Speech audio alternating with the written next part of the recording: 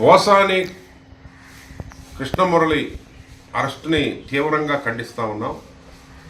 2 సంవత్సరాల క్రితం ఆయన పవన్ కళ్యాణ్ గారిపైన, లోకేష్ గారిపైన, చంద్రబాబు నాయుడు గారిపైన డిబేట్లలో అదేవిధంగా సోషల్ మీడియాలో కామెంట్స్ చేశాడని, బూతులు తిట్టాడని, సత్యదూరంగా ఆయన వ్యవహరించాడని, దూషణ చేశాడని చెప్పి రాయలసీమ అన్నమయ్య జిల్లాలో కేసు నమోదైంది. తర్వాత చాలా చోట్ల అనేక పోలీస్ స్టేషన్లో కేసులు నమోదు చేశారు.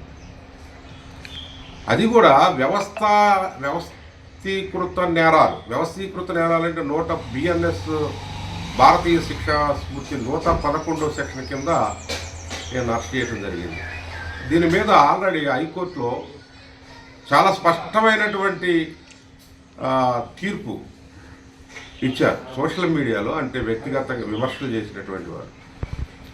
అదే కాదు, నేను అడుగుతా ఉన్నా, మీరు ఎంత ట్రోల్ చేశారండి పోసాని కృష్ణమురళిని, ఏ విధంగా దూషించారు పోసాని కృష్ణమురళిని? ఆయన ఇంటి మీద రాళ్ళు రువ్వారే, ఆయన ఇంటి మీద దాడి చేశారే, ఆయన్ని పచ్చి బూతులు తిట్టారే, వాళ్ళ మీద ఏం కేసులు లేవా? 2 సంవత్సరాల క్రితం కేసుని వ్యవస్థీకృత నేరాల క్రితం అంటే అది కూడా రాత్రి 9:30 గంటలకి అనారోగ్యంగా ఉన్న 66 సంవత్సరాల వ్యక్తిని మీరు దుర్మార్గంగా ఏదైనా మర్డర్ కేసా, డకాయిటీ కేసా, దేశద్రోహ నేరమా? మీరు చేసినటువంటి బూతులు పంచాంగం చూస్తే అందరూ కూడా ఆశ్చర్యపోయే విధంగా మీరు తిట్టారు. పోసాని కృష్ణమురళి రాళ్ళు రువిచ్చారు. ఇంకెంతకంటే దుర్మార్గం ఏమైనా ఉందా? ఈరోజు మీరు కక్షపూరిత రాజకీయాలు చేస్తూ ఉన్నారు. మేము కక్షపూరిత రాజకీయాలు చేయట్లేదని చెప్తా ఉన్నారు. ఒకవైపు కక్షపూరితంగా వ్యవహరిస్తూ ఉన్నారు. మీకు రేపు ఇదే గతి పట్టుది. మేము అనుకోవద్దు. మీరు ఏదైతే ఎట్లయితే చూస్తూ ఉన్నారో అదే తూకం మీకు కూడా ఉంటుంది. బంతిని బలంగా ఏ విధంగా కింద కొడితే పైకి లేస్తుందో రేపు కూడా మీ పరిస్థితి అంతే. మీరు ఏ విధంగానైతే ఈ విధంగా వ్యవహరిస్తూ ఉన్నారో అది మీరు తగిన మూల్యం రాబోయే రోజుల్లో చెల్లించుకోక తప్పదు.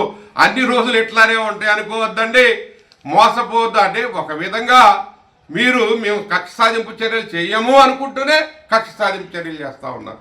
ఇది ఎంత మేరకు సమంజసం? పోసాని కృష్ణమురళిని వెంటనే బేషరతుగా రిలీజ్ చేయాలని చెప్పి డిమాండ్ చేస్తూ ఉన్నాం. పోసాని కృష్ణమురళి చేసిన ఆయన కూడా పశ్చాత్తాపం వ్యక్తం చేశాడు. ఏదైనా నేను తప్పులు మాట్లాడితే నన్ను క్షమించండి అన్నాడు. నేను రాజకీయాల నుంచి కూడా తప్పుకుంటున్నాను, విరమించుకుంటున్నాను, నా ఆరోగ్యం సహకరించట్లేదని చెప్పాడు. ఈరోజు అనారోగ్యంగా ఉన్నటువంటి వ్యక్తిని మీరు ఇబ్బంది పెట్టి అంత దూరం వ్యాన్లో పోలీస్ వెహికల్లో తీసుకెళ్ళి మరి ఈరోజు రాజంపేట కోర్టులో హాజరుపరుస్తారని చెప్పి తెలియజేస్తూ ఉన్నారు. ఎంత దుర్మార్గమైనటువంటి విషయం అంటే ఇది చాలా బాధాకరం. దీన్ని తీవ్రంగా వైఎస్ఆర్ పార్టీ ఖండిస్తూ ఉంది. మేము న్యాయ పోరాటం చేస్తాం. ఏదైతే హైకోర్టు జడ్జిమెంట్ ఇచ్చిందో దీని మీద, సోషల్ మీడియా మీద, లేకుంటే ఈ 111 భారతీయ శిక్షా స్మృతి మీద జడ్జిమెంట్ ఇచ్చిందో దాని మీద మేము పోరాటం చేస్తాం. కోర్టులు అంటే మీకు గౌరవం లేదు, న్యాయ వ్యవస్థ అంటే మీకు గౌరవం లేదు. వెంటనే బేషరతుగా పోసాని కృష్ణమురళిని విడుదల చేయాలని చెప్పి నేను డిమాండ్ చేస్తా ఉన్నాను.